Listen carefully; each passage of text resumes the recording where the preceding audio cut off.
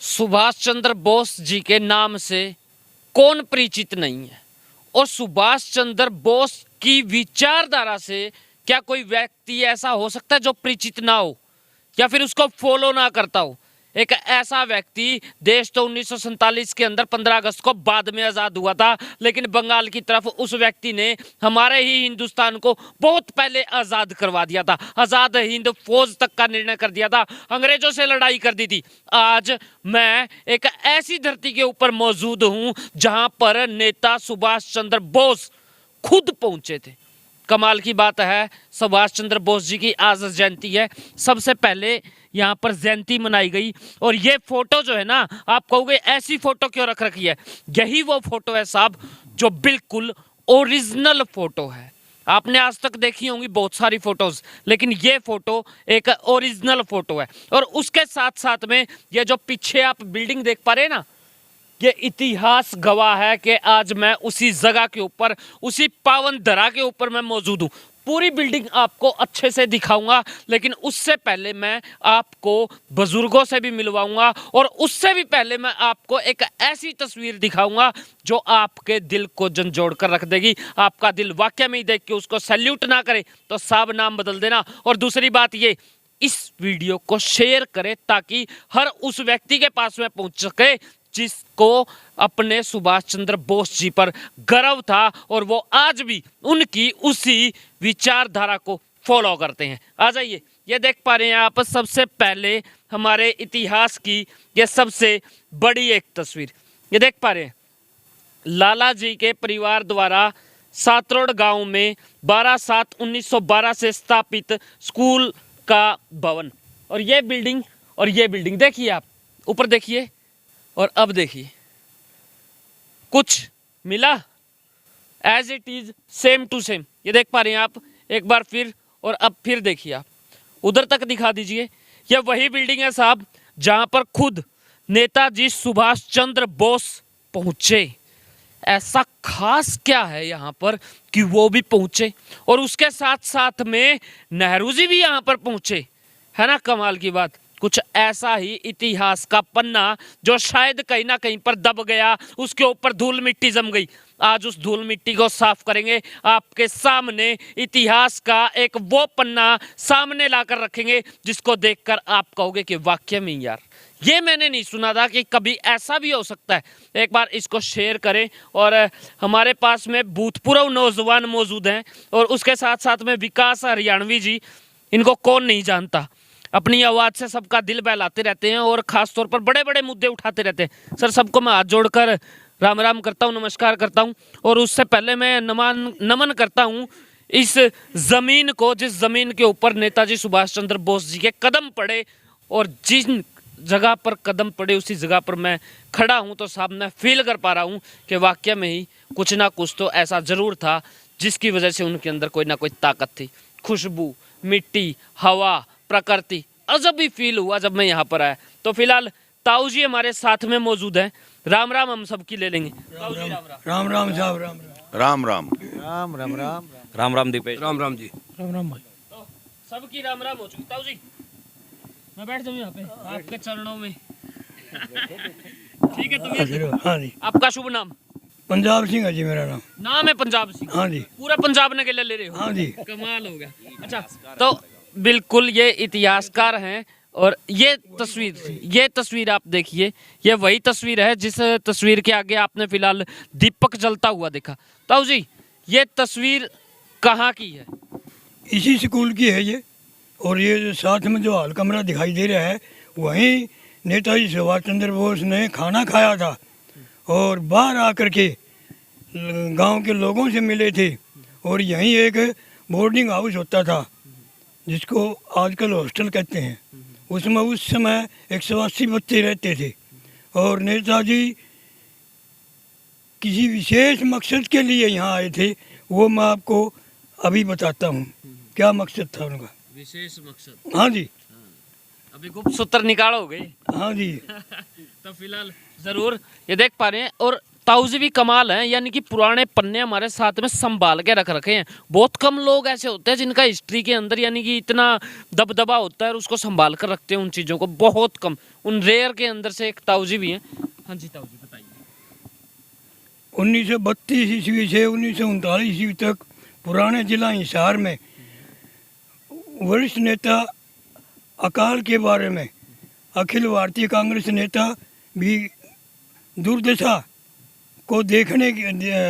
को बताने के लिए कांग्रेस अध्यक्ष नेताजी सुभाष चंद्र बोस के पास गए थे और उन्होंने कहा था मैं आपके लोगों की दुर्दशा जरूर देखूंगा। पहला मकसद तो उनका यहाँ आने का यह था, दुर्दशा देखना था। हाँ जी, की दुर्दशा हाँ, अकाल पड़ा था। उनका दूसरा उद्देश्य यह था कि उस समय देश में राष्ट्रीय स्वतंत्रता आंदोलन चला हुआ था, अतः इस क्षेत्र में आकर उन्होंने लोगों से अपील की थी कि भाई इसको निसंकोच भाव से, निडर भाव से इस राष्ट्रीय स्वतंत्रता आंदोलन में भाग लें और इसको सफल बनाएं। दूसरा मकसद ये था। तीसरा मकसद क्या था? वर्धा सम्मेलन। गांधी जी ने एक वर्धा सम्मेलन बनाया था गायों के लिए। भाई आगे देश आज़ाद होने के बाद गायों की पोजीशन कैसे सुधारी जा सकती है, तो उस सम्मेलन में कांग्रेस अध्यक्ष पंडित नेकीराम शर्मा और लाला हरदेव शाह गए थे और अपने साथ यहाँ की एक शिल्पशाला थी, उसमें बने हुए वस्त्र, सूती ऊनी वस्त्र लेकर के गए थे और वहाँ प्रदर्शनी लगाई थी। उस प्रदर्शनी को देख करके राष्ट्रीय नेता जितने भी थे सब दंग रह गए थे और तब नेताजी सुभाष चंद्र बोस भी वहीं थे। जब उन्होंने वो देखा, भाई आप ये कपड़ा कहाँ से लाए हो, क्यों लाए हो, तब उन्होंने कहा जी हम एक उदाहरण पेश करना चाहते हैं देश के सामने, आज़ादी के बाद किस प्रकार का शिक्षा देश में लागू हो, रोजगार युक्त शिक्षा। तो बोला तुमने क्या कर रखा है? हमने बोला शिल्पशाला चालू की है और उस शिल्पशाला में सूत काटते हैं, ऊन की भी कटाई होती है और उससे वस्त्र बनाए जाते हैं। वो वस्त्र ये है, यहाँ पे बनते थे, विद्यार्थी बनाते थे, पढ़ने वाले। तब नेताजी ने कहा था मैं आपकी शिल्पशाला को जरूर देखूंगा। क्या बात है। तो एक प्रदर्शनी लगी और जहाँ पर नेता सुभाष चंद्र जी बोस पहुंचे और वो कपड़ा कहीं और का नहीं, इसी बिल्डिंग के अंदर तैयार किया गया, इसी शिल्पशाला के अंदर तैयार किया गया। उन 180 बच्चों के अंदर से कुछ बच्चों के द्वारा उस प्रदर्शनी के अंदर, जिससे प्रोत्साहित होकर वो यहाँ पर पहुंचे। राज ये बिल्डिंग आप देख पा रहे हैं अभी भी हमारे सामने मौजूद है। हालात इसकी आप देख पा रहे हैं कहीं ना कहीं पर खस्ती जरूर हुई है क्योंकि इसको मेंटेन नहीं किया गया, इसको संभाला नहीं गया। लेकिन फिलहाल ये देख पा रहे हैं बहुत पुरानी बिल्डिंग है और भी काफी सारा इतिहास है। जी ताऊ। उनका चौथा उद्देश्य यह था कि उस सम्मेलन में पंडित नेकीराम शर्मा और लाला हरदेव शाह जी गए थे। उन्होंने जिला हिसार विद्या प्रचारिणी सभा के द्वारा 70 स्कूल इस क्षेत्र में चालू किए थे ताकि अनपढ़ता के अंधेरे को दूर किया जा सके। तब नेताजी ने कहा था भाई आप झूठ तो नहीं बोलते हैं? बोला नहीं जी आप आकर के देखो। और दूसरी बात यह है कि हम वो स्कूल तो चला रखे हैं लेकिन उन स्कूलों की आड़ में राष्ट्रीय स्वतंत्रता आंदोलन के जो संचालक हैं और भारतीय युवा क्रांति दल के जो नेता हैं, भगत सिंह, चंद्रशेखर आज़ाद और मदनलाल ढींगरा और सुखदेव, राजगुरु सुखदेव, चंद्रशेखर आज़ाद भी जब उस एरिया में आते हैं तो हम उनकी तहे दिल से मदद करते हैं। क्यों करते हैं? ताकि ये राष्ट्रीय स्वतंत्रता आंदोलन हमारा कामयाब हो और देश आज़ाद हो। इस शिल्पशिला की यानी कि 70 ब्रांच और भी थी। हाँ जी 70। तब वो नेताजी ने कहा था कि भाई मैं आपकी जिला हिसार कार्यकारिणी जो है उसके द्वारा जो कार्य किया जाता है वो मैं ज़रूर देखूंगा और आऊँगा। ये 4 उद्देश्य लेकर के नेताजी 7 रोड में आए थे और साथ में फिर धानसों भी गए थे। वहाँ पर एक गौशाला लाला जी ने चालू की थी फिलहाल ये देख पा रहे हैं आप, ये एक दानसू की है, ये देख पा रहे हैं दानसू गांव, वहाँ पे ये गोरक्षा कैंप लगाया था और वहाँ पे भी एक गौशाला चालू की थी। जो कमाल है, लाला हरदेव शाह ने उस समय 10 गौशालाएं चालू की थी जिला हिसार में, तो उनमें से ये एक थी और एक 7 रोड में चला रखी थी। कमाल की बात तो ये है ताऊ जी, उस वक्त के अंदर जिस वक्त पे देश आज़ाद नहीं हुआ था, उस वक्त पे आपने एक बात बताई है, रोजगार वाली शिक्षा, रोजगार युक्त शिक्षा, रोजगार युक्त शिक्षा। ये रोजगार युक्त शिक्षा शब्द है ना, आज के वक्त के अंदर भी ढूंढा नहीं मिलता, और ये उस टाइम पे इतनी तकड़ी विचारधारा। हाँ जी, देखो यही विचारधारा कि वो देश के अंदर, देश के सामने एक उदाहरण पेश करना चाहते थे, भाई भविष्य में देश में शिक्षा कैसे हो, कैसी हो, ताकि बच्चे शिक्षा प्राप्त करने के बाद अपने पैरों पर खड़े हो सकें और नौकरी की बात ना देखें। जी, तो इधर आप देख पा रहे हैं, फिलहाल एक बार ये बिल्डिंग में आपको दोबारा दिखा देता हूँ। ये जो इस साइड की जो बिल्डिंग है ना, वो उधर मौजूद है, ये देख पा रहे हैं। आ जाइए ताऊ जी, वहीं पे आ जाइए सभी। और अब जो आगे हमको फॉलो करेंगे वो है विकास हरियाणवी जी। आइए विकास जी, और बताइए कुछ इसके बारे में। दीपेश भाई, संदेश सबसे पहले तो मैं आपका बड़ा बड़ा धन्यवाद करता हूं, जो हमारे इस ऐतिहासिक गांव से आप इतना लगाव रखते हो और छोटे से बुलावे पर पता चलते ही आप हर सामाजिक कार्य कवरेज करने के लिए, चाहे कोई समस्या हो, आप यहां पहुंचते हो। मैं पहले आपका धन्यवाद करता हूं। हमारा आज का विषय जो आपको बुलाने का है कि आज नेताजी की 125वीं जयंती है, नेताजी सुभाष चंद्र बोस की। 1938 में 29 नवंबर को हमारी इस बिल्डिंग में, इस भवन में नेताजी सुभाष चंद्र बोस जी आए थे। जो आज जो सरकार नारा दे रही है कि भाई युवा अपने पैरों पे खड़ा हो, वो नारा बहुत साल पहले हमारे गांव की तरफ से दिया गया था, 1930 के करीब। ये हॉल जो आप देख पा रहे हैं, 1930 में ये निर्मित हुआ था, हरिराम समृद्धि भवन। ये इसकी एक्चुअल फोटो है, असली फोटो ये है जो उस समय की आप देख पा रहे हैं। ये काफी ऊंचा भवन था। ये देखो भाई, ये खिड़की और ये जो खिड़की के अंदर लगे हुए सरिये, बिल्कुल बारीकी से कहूंगा कि दिखाएं। ये देखो सरिये, ये यूं के यूं सरिये पुराने डले हुए हैं, आज के नहीं है। ये यूं का यूं जंगला, ये आप देख पा रहे हैं। ये खिड़की आप ये देख पा रहे हैं उधर साइड में, ये देख पा रहे हैं। ये भरा हुआ, यहाँ से ईंटों का ये भरा हुआ, ये देखिए आप, एक एक ईंट उस वक्त की गवाही दे रही है। और उस के लिए छोड़े हाँ, और उसके साथ साथ में ना एक चीज और भी गवाही दे रही है। ये देखिए, ये दरवाजे लगाने के लिए छोटे छोटे, क्या बोलते हैं इनको, चूड़ वाले ये किवाड़ होते थे पुराने। ये दीवार में इसलिए बनाए जाते, किवाड़ की जो चूड़ होती थी ना ऊपर, वो इनके अंदर फंसा के वो सपोर्ट रहती थी, वो गिरते नहीं थे दरवाजे। वो चीजें आज भी यथावत बनी। टेक्नोलॉजी इतनी ज्यादा, हाँ, टेक्नोलॉजी थी नहीं, लेकिन उसके बावजूद भी आज की टेक्नोलॉजी से वो बेहतर थी। वो किवाड़ और वो दीवारें वो काफी मजबूत थी। आज आप देख सकते हो, बिल्कुल यहाँ पे ये जो आप देख पा रहे हैं ना, इसके अंदर डलता था। क्यों? हाँ, ये दरवाजों के लिए बनाई जाती है। दरवाजों की जो चूड़ होती है वो फंसाने के लिए, जैसे आज फंसी भी हुई है इस दरवाजे की चूड़। ये देखिए, इसके अंदर यूं का यूं आपको नजर आ रहा होगा। यूं का यूं नजर आ रही है।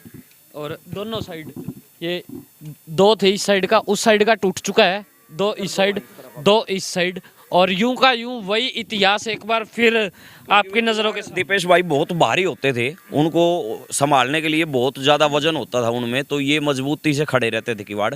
और नेताजी ने यहाँ आकर शिल्पशाला को, खड्डी उद्योग को जब देखा, एक किस्म की ITI आप कह सकते हो, प्रैक्टिकल काम वहाँ दिन में बच्चों को शिक्षा दे के दोपहर के बाद प्रैक्टिकल काम करवाया जाता था। और उससे वो अपना रोजगार भी चलाते थे, शिक्षा का खर्चा भी निकालते थे, और डेली यूज की जो चीज़ें, अपना खाना पीना या वस्त्र वगैरह, कपड़े, वो उत्पादन यहीं करते थे। सबसे खास बात है विकास भाई की ना, उस वक्त पे इन लोगों को पर्चे छापने के लिए जरूरत पड़ती थी, प्रेस प्रूस की, प्रिंटिंग प्रेसों की, तो वो भी अपने गांव में थी या कैसे था? हाँ, वो लाला हरदेव शाह जी ने यहाँ एक प्रेस भी लगा रखी थी उस बिल्डिंग में। गुप्त रूप से वो प्रेस लगाई हुई थी, क्योंकि अंग्रेजों का राज था उस समय, और उनके विरुद्ध अगर उनको पता चलता कि ऐसी कोई प्रेस चल रही है ये जो हमारे विरुद्ध खबरें छापती है, तो वो उसको बंद कर देते थे। इसलिए गुप्त रूप से यहाँ काफ़ी आज़ादी के लिए काफ़ी कार्य यहाँ गुप्त रूप से हुआ है। वो आप समझ पा रहे हैं कि चाहे वो हथियारों का जखीरा हो या दूसरे साधन जो आज़ादी में, लड़ाई में यूज होते थे, प्रयोग होते थे, वो यहाँ गुप्त रूप से रखे हुए होते थे। और यहाँ से काफ़ी स्वतंत्रता सेनानी या जो छिपे हुए गुप्तचर होते थे, भारत माँ के जो सेवक थे, शहीद स्वतंत्रता सेनानी, उनके पास से यहाँ भोजन वगैरह पहुँचाने का प्रबंध भी गुप्त रूप से उस टाइम किया जाता था। और नेताजी ने यहाँ जो हमें संदेश दिया था युवाओं को, वो संदेश बड़ा लाभप्रद रहा युवाओं के लिए। और हमारा इतिहास गांव का बड़ा समृद्ध है। नेताजी जैसे पावन कदम यहाँ इस गांव की धरती पर पड़े, बंगाल से इतनी दूर आके, तो हम इसको एक बहुत बड़ा गर्व का विषय मानते हैं। तो हमारे साथ में मास्टर पंजाब सिंह जी जो इतिहासकार हैं हमारे गांव के, उन्होंने बताया आपको। और ये नेताजी ने जो हमें संदेश दिया था युवाओं को कि अगर आपके अंदर देश के लिए जीने की इच्छा खत्म हो चुकी है तो आप एक किस्म से मर चुके हो। ये उनका संदेश था युवाओं के लिए कि क्या करना चाहिए। मास्टर प्रताप सिंह जी हैं हमारे बीच में, हाँ, बहुत बड़ा संदेश उन्होंने दिया था और उससे युवा प्रेरित भी हुए थे। हमारे गांव में बहुत स्वतंत्रता सेनानी शहीद बहुत हुए हैं, तो वो उन्हीं के संदेश से प्रेरित होकर कोई फौज में भर्ती हुआ, किसी ने देश सेवा की। वैसे तो इस हॉल को भी आप देख सकते हो। और मेरी एक विनती है यहाँ के जो गांव के बड़े बुजुर्ग हैं उनसे, सरकार से, कि इस हॉल को एक लाला हरदेव साई जी की याद में और उनके जो नेताजी आए, नेहरू जी आए, उनकी यादों को यहाँ संजोकर एक म्यूजियम का निर्माण करवाएं, ताकि जो छोटे छोटे बच्चे हैं, ये आने वाली पीढ़ियाँ हैं, इनको उस बारे में जानकारी बनी रहे। ताकि अब बुजुर्ग हैं, बुजुर्ग तो 5, 10, 20 साल बाद चले जाएंगे हमारे बीच से, तो ऐसी इन यादें बनी रहे। तो मैं इनसे निवेदन करता हूँ इसको एक म्यूजियम का रूप दिया जाए। हमारे बीच में प्रताप सिंह निंदानिया जी हैं, वो आपको नेताजी का संदेश बताएंगे और कुछ और इतिहास, क्योंकि हमने तो इन्हीं से इतिहास सीखा है, हमने तो देखा नहीं, वो इन्होंने साक्षात वो चीज़ें देखी हैं, तो वो बताएंगे। राम राम। हम जिस स्थान पे आज खड़े हैं उसको 7 रोड छोटी गांव का कच्चा स्कूल भी कहते हैं। कच्चा स्कूल भी क्या, अभी तक इसको कच्चा स्कूल ही कहा जाता है। हमने जिन बिल्डिंगों को यहाँ दिखाया है उनके अलावा जो कच्ची इमारतें थी वो आज ढह गई हैं, उनके अवशेष भी नहीं हैं, लेकिन वो मैंने खुद देखी हुई हैं। यहाँ जो विद्यार्थी होते थे हर इतवार को उनकी लिपाई करते थे और उनकी छतों पे मिट्टी आदि डालते थे। और विद्या प्रचारणी सभा के अंतर्गत ये जो शिल्पशाला थी, आज की भाषा में जिसे ITI कह सकते हैं, रोजगार परक ये संस्था थी और इसका बड़ा भारी योगदान इस क्षेत्र में रहा है। अब मैं नेताजी द्वारा दिया गया संदेश आपको पढ़ के सुनाऊंगा। सुभाष चंद्र जी बोस नेताजी का संदेश युवकों के नाम। मनुष्य जीवन में बचपन, यौवन, प्रौढ़त्व, बार्धक्य जैसी स्टेज आती है, उसी प्रकार राष्ट्रीय जीवन में भी यही सिलसिला दिखाई देता है। मनुष्य मरता है और मृत्यु से निकलकर नव जीवन लाभ करता है, किंतु व्यक्ति और राष्ट्र में फर्क इतना ही है कि सभी राष्ट्र मृत्यु के बाद फिर से जी नहीं सकते। जिस राष्ट्र के अस्तित्व की कोई सार्थकता नहीं रह जाती, वही राष्ट्र दुनिया से लोप हो जाता है। भारतवर्ष एक ऐसा राष्ट्र है जिसकी कई बार मृत्यु हुई है, फिर भी अंगड़ाई लेते हुए नव जीवन को प्राप्त किया। इसका कारण यही है कि भारतवर्ष के अस्तित्व की सार्थकता धारावाहिक रूप में चलती रही है। भारत की शिक्षा में ऐसा कुछ विशेष है जो विश्व जनमानस के लिए प्रयोजनीय है। भारतीय शिक्षा के संदेश को ग्रहण किए बिना विश्व समुदाय का उत्कर्ष नहीं हो सकता। यही नहीं, विज्ञान, कला, साहित्य, व्यवसाय और वाणिज्य आदि क्षेत्रों में भी इस राष्ट्र को मार्गदर्शन देता रहा है। भारतीय मनीषियों ने अंधकारपूर्ण युगों में भी स्थिर भाव से भारत का ज्ञान दीपक जलाए रखा। हम उन्हीं की संतान हैं। क्या हम अपना राष्ट्रीय कर्तव्य किए बिना ही मर जाएंगे? भारतीयों का अपना एक मिशन है, जिसकी सभ्यता और संस्कृति का अपना एक उद्देश्य है। वही भारतीय अपने आप में गर्वित हैं जो अपनी संस्कृति और सभ्यता के अस्तित्व को लिए हुए हैं। उसी प्रकार जो युवक भारतीय अस्तित्व को समझता है, विश्वास और श्रद्धा भाव रखता है, वही युवक अपने आप को जीवित समझे। आत्मविश्वास, समाज सेवा, कठिन परिश्रम और अनुशासित जीवन यापन करते हुए ही युवा वर्ग अपने उद्देश्य को प्राप्त करने में सफल हो सकते हैं। कुछ हासिल करने के लिए आत्म त्याग करते हुए जीवन को संघर्षशील बनाना पड़ता है। ऐसा करते समय कष्ट और दुख सहन करने पड़ते हैं। वह दुख मानव जीवन को ऐसा परिपक्व बना देता है जिससे निकलकर मनुष्य निखर कर सामने आता है, अमर फल को भी प्राप्त करता है। नव युवकों का कर्तव्य है कि भारतीयता के अनुरूप जीवन यापन करते हुए जो उद्देश्य है उसे प्राप्त करने के लिए आगे बढ़ें, तभी विश्व जनमानस आपकी कदर कर सकेगा। संदर्भ ग्रंथ स्रोत सामग्री नामक पुस्तक, लेखक Shri MM Juneja ji, history lecturer, Jat college Hisar, Haryana द्वारा ये प्रकाशित हुआ है। क्या बात है। तो फिलहाल ये अपने आप में बहुत बड़ी बात की गई है। ये जो मैसेज है ना, ये युवाओं के लिए बहुत, यानी कि एक बड़ा मैसेज था। अक्षर कम थे लेकिन मैसेज बहुत बड़ा था। अभी एक और चीज़ आपके बीच में आ रही है, विकास जी लेके आ रहे हैं, ये देख पा रहे हैं। विकास जी क्या क्या कहेंगे, क्या चीज़ है ये दीपेश भाई, जब नेताजी यहाँ आए थे 1938 में और नेहरू जी 1946 में आए थे आज़ादी से 1 साल पहले, तब उन्होंने यहाँ एक राय बुक होती थी, सजेशन बुक, जैसे आप होटलों में देखते हो कि आपको हमारी सर्विस कैसी लगी उसको बताइए लिख के। हाँ, तो ये राय बुक होती थी यहाँ। उसमें आप देख पा रहे हैं नेताजी ने, सुभाष चंद्र बोस जी ने अंग्रेजी में, क्योंकि वो उच्च शिक्षा प्राप्त थे, वो उन्होंने अपना मैसेज लिखा था इधर कि मुझे यहाँ आके बड़ी खुशी हुई है, बहुत अच्छा महसूस कर रहा हूँ। और ऐसे कार्य जो यहाँ लाला हरदेव साई जी ने किए हैं बुजुर्गों के सहयोग से, ये कार्य पूरे देश में होने चाहिए। ये देखो आप, डेट है 29/11/38, 1938। हाँ, 29 नवंबर 1938 को नेताजी आए थे। ये राय बुक का एक फोटो है, ये हमने संभाल के रखा हुआ, मास्टर पंजाब सिंह जी ने। कमाल है।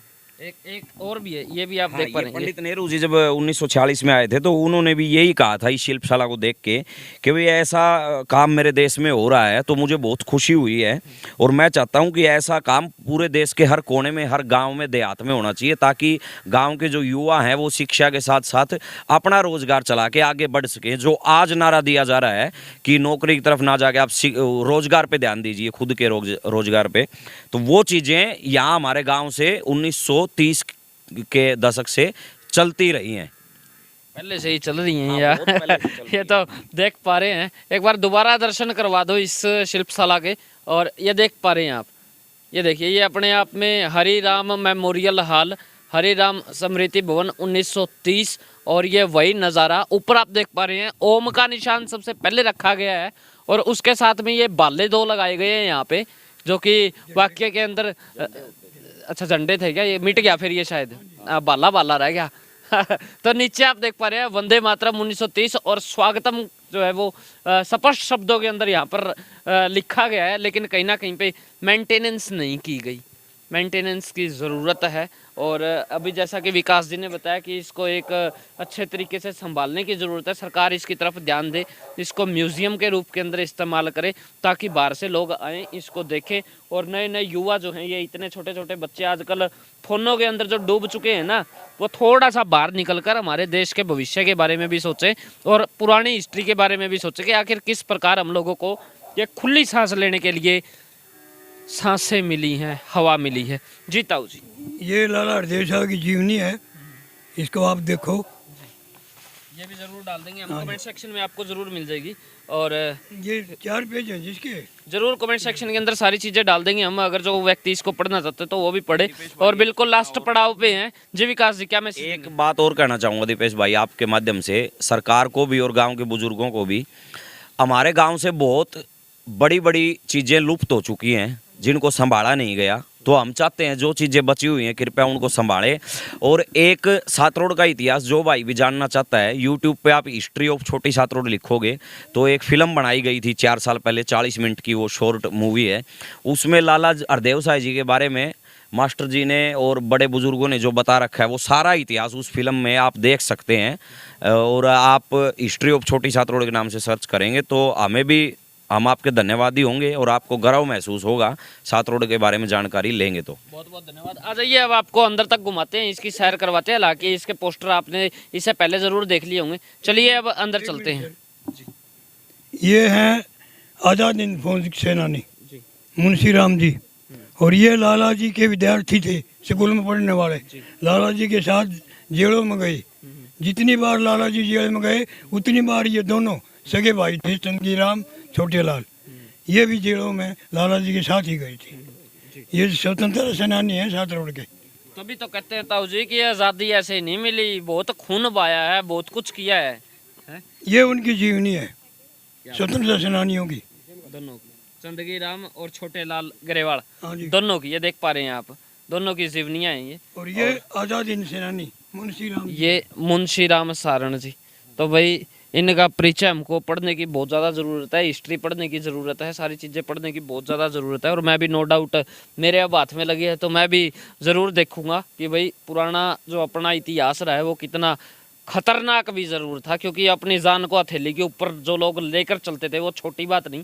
और इधर सबसे पहले एक बारी विकास जी अंदर यहीं से दिखा दें आप, आ जाइए हॉल में, आ जाइए आप अंदर, यहीं से दिखा देते हैं। आ जाइए विकास जी, 1 मिनट इधर भाई को जाने दो, जाओ। लाइट आ गई तो फिलहाल लाइट जला दी गई है। ये देखो भाई क्या बात है, ये देखो फिलहाल ये यहाँ पे रह रही हैं और रह रही हैं, इसी वजह से ये बचा हुआ है आई थिंक, अदरवाइज तो हालत इसकी बहुत ज़्यादा ख़राब हो जाती, क्योंकि वक्त रहते इसको संभाल लेते थोड़ी बहुत अंदर से तो रंग वंग इसका हो जाता है। और परिवार है एक, जो परिवार इसको संभाल रहा है। और ये देख पा रहे हैं जी। नमस्कार जी। नमस्कार जी। आप तो यहीं पे रहते हैं, आपको कैसा फील होता है यहाँ पे? हाँ, अच्छा लगता है जी हमने तो। जब कोई आके बताता है आपको कि यहाँ पे नेताजी आए थे किसी वक्त में, तो अच्छा लगता है जी हमने तो। अच्छा लगता हाँ, है। बच्चे और भी तो बोलते हैं तुम कैसे रह रहे, हम तो अच्छे लगा, हम तो अच्छे रह रहे हैं। और जीवन नहीं रहते तो जीवन सारे टूट फूट हो जाए, थोड़े दिन नहीं रहे थे तो क्या क्या संभाला है आपने इसके अंदर? और एक ही चीज संभाल रहे हैं जी हम तो, मार पे बने ऐसा करे रहे हैं। हाँ हाँ, क्योंकि रोजाना झाड़ू निकलती रहे ना, तो वो भी अपने आप में बहुत बड़ी बात है। देखो नीचे, हाँ बिल्कुल अपने आप में बहुत बड़ी बात है। आ जाइए अब चलते हैं दूसरी जगह पे। और ये वही पुरानी यादें आप देख पा रहे हैं, पुराने बना हुआ ये सिस्टम है, ये वही दीवारें, वही ईंटें, वही सिस्टम, एक एक चीज़ बहुत कुछ बोल रही है यहाँ पे। मौका मिले ना तो गांव छोटी 7 रोड के अंदर ज़रूर आना। इतिहास गवाह है कि कुछ ना कुछ आपको देखने के लिए, सुनने के लिए, बोलने के लिए यहाँ पे काफ़ी सारी चीज़ें जो हैं वो ज़रूर मिलेंगी। और इन हाथ लगाकर इन दीवारों को आप फील कर पाएंगे कि कुछ ना कुछ यहाँ पे मज़े वाली चीज़। ये छोटी छोटी ईंटें देखिए, पुरानी चलती थी उनकी बिल्डिंग है ये। इनके अंदर यहाँ खड्डी होती थी, यहाँ वो उद्योग चलते थे, बच्चे यहाँ पढ़ाई करके और अपना यहाँ काम करते रहते थे। अभी तो यहाँ जो परिवार रहता है ये पशुओं का इधर बाड़ा बनाया हुआ है, लेकिन ये बहुत गौरवशाली बिल्डिंग है ये दीपेश भाई। इनको हम जब इसके बारे में सुनते हैं और यहाँ आते हैं तो एकदम से रोए खड़े हो जाते हैं हमारे। आप छत देखिए कितनी पुरानी ये बिल्डिंग है, जो 1930 में निर्मित हुई है। तो आप देख पा रहे हैं कितने 100 साल के करीब हो गए इस बिल्डिंग को, और आज भी यथावत ये खड़ी हुई है, अपना वजूद संभाले हुए है ये बिल्डिंग। तो हम तो यही निवेदन करते हैं कि इनके वजूद को बचाए रखें, ताकि आने वाली पीढ़ी को इस बारे में पता चले और वो अपने आप को गौरवान्वित महसूस कर सके कि हमारा जन्म इस ऐतिहासिक गाँव में हुआ है, इस 7 रोड की भूमि पे हुआ है। ये देखो ये अंदर भी एक तूड़ी का कूप बना रखा है अंदर, ये देखो। और ऊपर का डिजाइन देखो भाई विकास भाई, बिल्कुल आज देखो दीपेश भाई, जो आर्किटेक्चर होते हैं ना आज भी ऐसे डिजाइन बना नहीं पाते बहुत से। मतलब ही नहीं, इतना मतलब उस टाइम की इतनी वो बढ़िया टेक्नोलॉजी, उनकी समझ ऐसी थी कि पीओपी करके हाँ रांद कटने लगा। बिल्कुल पीओपी भी वो जुगाड़ होता है एक किस्म का। लेकिन ये तो ऐसा है कि 100 साल से ये बिल्डिंग खड़ी है, देखो। दादा ले पोता वर्ताली कहावत हाँ सच्ची हो गई। बिल्कुल। और ये अगर इसको थोड़ा संभाला जाए सरकार के माध्यम से तो आगे भी खड़ी रहेगी। ये देखो भाई एक और भी है, अंदर चलो, क्या बात है, आ जाओ। ये देखो ये चीज, ये देखो भाई गजब है, गजब। ये देखो, ये देखिए दीपेश भाई, हम तो बच्चों से तो क्या निवेदन करें, उनको पता ही नहीं। उनके माता पिता से, उनके अभिभावकों से निवेदन करते हैं कि अपने बच्चों को यहाँ लाएं और इन चीज़ों के दर्शन करवाएं। आपके बच्चों को बताएं कि यहाँ नेताजी, नेहरू जी, विनोबा भावे जी, जय प्रकाश नारायण जी, ऐसी अनेकों महान हस्तियां यहाँ आई हैं। कोई वक्त होगा जब यहीं पे एक मिनी प्रेस मशीन लगा रखी होगी। गुप्त मीटिंगें होती थी दीपेश भाई यहाँ इधर, जो स्वतंत्रता सेनानी थे, भारत माँ की आज़ादी के लिए जो लड़ रहे थे, यहाँ पे गुप्त मीटिंगें चलती थी। जैसा बुजुर्ग बताते हैं, यहाँ से हथियार सप्लाई करना, या जो गुप्तचर थे अंग्रेजों के खिलाफ जो सूचना इकट्ठी करते थे, उनको छुपाना, खाना देना उनको, वो सारे काम यहीं से होते थे। तो ये तो बड़ा एक इतिहास है इस बिल्डिंग का, गवाह है ये बिल्डिंग आज़ादी की लड़ाई की। अगली में चलते हैं आज। वाक्य में यानी कि ये देखो, अब तो ये यानी कि हाँ, अब तो ये नीचा पड़ गया, उस टाइम पे तो पूरा ऊंचा होगा। हाँ, ये गुप्त रास्ते होते थे इनके। अगर बाई चांस कोई आ भी जाए अंग्रेजी सरकार सैनिक, तो उनके निकलने के गुप्त रास्ते ये होते थे। ओ क्या करे नहीं विकास भाई, बारले घाट मारा करें, घराले घने मारा करें हैं। जोन सा घर का आदमी था नहीं उस टाइम पे, जो घर का भेदी लंका डाई, वो घना खतरनाक था। नहीं तो कौन बेरा बिल्कुल, ये देखो आप 100 साल से ये ईंटें बिना किसी ठोस मसाले के आज तक यूं की यूं खड़ी हुई है ये बिल्डिंग। बिल्कुल। चलो भाई ऊपर चलो, आप ऊपर भी देखेंगे इस बिल्डिंग को। दिखाओ भाई दिखाओ, आजो दिखाओ। यहाँ बच्चों की पढ़ाई होती थी, दिन में शिक्षा, शाम को रोजगार।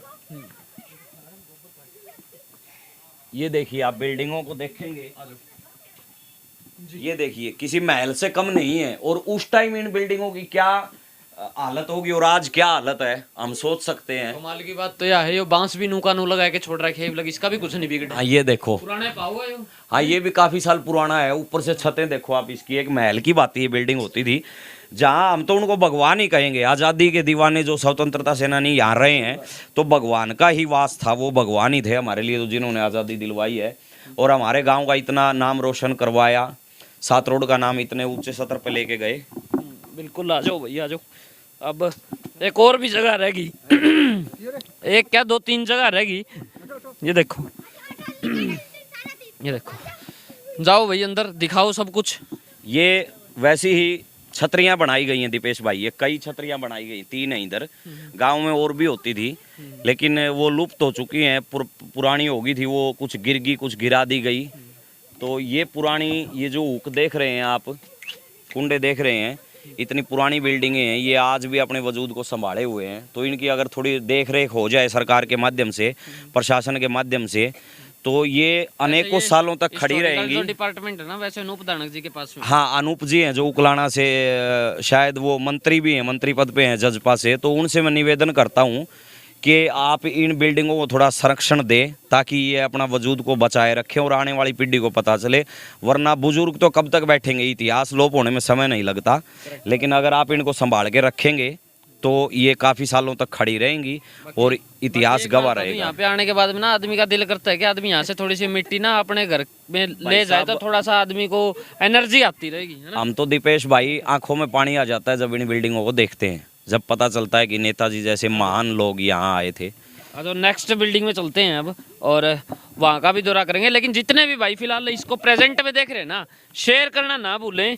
और बहुत बड़ी चीज़ आज आपके बीच में लेके आए हैं, और ये देखो भाई, बहुत मज़े वाली चीज़ है। छोटी छोटी चीज़ें जो है ना, ये अब एक और ये देखो आप, देखो यहाँ पे अंदर एंट्री करना जो है ना, वो है तो खतरनाक, बाकी फिर भी जितना जाया जा सकेगा उतना दिखाने की जरूर कोशिश करेंगे। दिखा भाई अंदर से। और ये गुप्त रास्ते होते थे दीपेश भाई, उन स्वतंत्रता सेनानियों के छुपने की जगह होती थी। हो सकता है नीचे से कोई सुरंग भी जाती हो बाहर। हाँ, सुरंग होती थी, यहाँ बता रहे हैं मास्टर पंजाब सिंह जी। तालाब के ऊपर मकान ये जो तालाब होता था, इस पे, इसके ऊपर मकान बन गए हैं वो। ये इसके नीचे सुरंग होती थी, और ये सुरंग जो है ना, जिस तरह से लोमड़ी 7 रास्ते रखती है, इसी तरह से इस सुरंग में 7 जगह ये खुलता था। भाई जब भी CID या पुलिस छापा मारे, तो यहाँ जो क्रांतिकारी रुकते थे तो वो गुप्त रास्ते से बाहर चले जाते थे। अब ये तो रहा इतिहास यहाँ का। अब एक छोटी सी चीज़ और दिखाऊंगा, वो पता है क्या है, वो इससे भी पहले की है, इससे भी पहले की। आ जाओ दिखा देता हूँ। ये है वो यहाँ की आन बान और शान। सबसे पहले गांव के अंदर कोई भी हो, नगर खेड़ा जो है वो ज़रूर होता है, खेड़ा ज़रूर होता है। और जहाँ पे खेड़ा ना हो वो गांव नहीं होता, जहाँ पे मंदिर ना हो वो घर नहीं होता, वहाँ का रहना नहीं होता। तो यहाँ पे सबसे पहली जो चीज़ थी वो थी मंदिर। ये देख सकते हैं आप, ये आज का नहीं है, सबसे पुराना मंदिर है यहाँ का, इन बिल्डिंगों से भी पुराना। लेकिन इस मंदिर को फिलहाल संभाल के रखा गया। ये देख पा रहे हैं आप अंदर, यहाँ पे हनुमान जी की एक मूर्ति यहाँ पे आप देख पाएंगे। और उसके साथ साथ में एक और मंदिर है इस साइड, ये देख पा रहे हैं, ये शिव परिवार है यहाँ पे जो वैश्य समाज के परिवार थे उनकी धर्म कर्म में बहुत रुचि होती है, तो उन्होंने सर्वप्रथम इस जगह पे सबसे पहले मंदिर का निर्माण किया था। हनुमान जी की तस्वीर है उधर, इधर शिव परिवार है। उसके बाद ये सब चीज़ें निर्मित हुई है और आज भी यहाँ दीपक जलता है, तो यहाँ बसासत है इसीलिए, वरना जहाँ दीप नहीं चसते वहाँ के खेड़े उजड़ हो जाते हैं, ऐसे हमने सुना है। तो यहाँ दीप जलता है तो यहाँ सब गांव में सुख शांति है, बसासत रहती है। ये बहुत बहुत जी धन्यवाद आपका। और सर सबका मैं ताऊ जी बहुत बहुत धन्यवाद करता हूँ। ताऊ जी की शायद एक बात रह गई।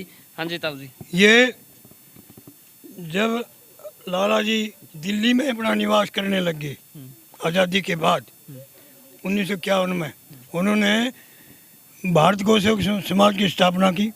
उनके दफ्तर को वाजपेयी जी संभाला करते थे और जब वाजपेयी जी 1997 में प्रधानमंत्री बने और दिल्ली में साहब सिंह वर्मा मुख्यमंत्री था, तब अपनी वफादारी दिखाने के लिए लाला हरदेव शाह की स्मृति में एक तो स्कूल दिल्ली में चालू किया और एक नेशनल अड्डे से और 30,000 कोट तक का मार्ग उनकी स्मृति में इन्होंने चालू किया। लाला हरदेव शाह मार्ग आपने जरूर सुना होगा। दिल्ली के अंदर शायद यहाँ पे एक मेट्रो स्टेशन भी है, शायद है क्या कुछ मेट्रो स्टेशन इसके नियर बाय है, इस नाम से तो नहीं है। और आप ये यकीन नहीं करोगे दीपेश भाई, अटल बिहारी वाजपेयी जी जो प्रधानमंत्री रहे हैं हमारे लिए, श्रद्धेय हैं, वो लाला हरदेव शाह जी के मुंशी के रूप में कार्य करते थे। क्या बात। उसके बाद जब वो प्रधानमंत्री बने तो उन्होंने अपनी वफादारी निभाते हुए उनके नाम से इस बिल्डिंग का उद्घाटन किया। मेरे को तो लगता है जो पुराने एक्सपीरियंस लोग हैं ना, उनसे ज्यादा जानकारी तो आप इकट्ठी करें। तो मास्टर जी से ही, इनसे ही सीखा है। इनकी थोड़ी उम्र ज्यादा होगी तो भूल जाते हैं कई बार। लिखा इन्होंने है, बताया इन्होंने है। मेरी बचपन से रुचि थी तो मेरा थोड़ा अभी उम्र कम है तो याददाश्त रहती है। मास्टर जी की उम्र होगी तो भूल जाते हैं थोड़ा। और डॉक्टर राजेंद्र प्रसाद शास्त्री जी थे जो, उनके लिए गाय का घी भी लाला जी के घर से 7 रोड से जाया करता। यानी कि सोच लियो जितना मानस ऊपर ऊपर दिखा नहीं उस तक कहीं डूंगा है नीचे लग। तो थैंक यू जी आप सबका जुड़ने के लिए, और आप सबका भी जुड़ने के लिए। इसको शेयर करें। आपकी देखी हुई इस वीडियो से, इस क्लिप से कुछ नहीं होगा जब तक हम अपने इतिहास को इन छोटे मोटे नन्हे बुतने बच्चों के पास में नहीं भेजेंगे और ये थोड़ी सी शरारत कम करके थोड़ा सा इतिहास के पीछे जाकर नहीं देखेंगे ना, तब तक कुछ नहीं होने वाला। सबको पता चलना चाहिए कि देश के अंदर इतिहास जो है वो हमारा कैसे रहा है, किस प्रकार हमको खुली सांसें लेने की आज़ादी मिली है। एक एक कतरा खून का बहाया है और तुम मुझे खून दो मैं तुम्हें आज़ादी दूंगा, कोई छोटा नारा नहीं था। और आज सुभाष चंद्र बोस जी की जयंती पर हम लोग यहाँ पर पहुँचे और दिल से आपके बीच में एक एक चीज़ को दिखाने की कोशिश की। अच्छा लगे तो ज़रूर शेयर करें, बुरा लगे तो कमेंट करके बता दीजिए। कुछ लोगों की आदत होती है। तो देखते रहें HR20 न्यूज़ इंडिया, आपके पास। धन्यवाद। जय हिंद, जय भारत।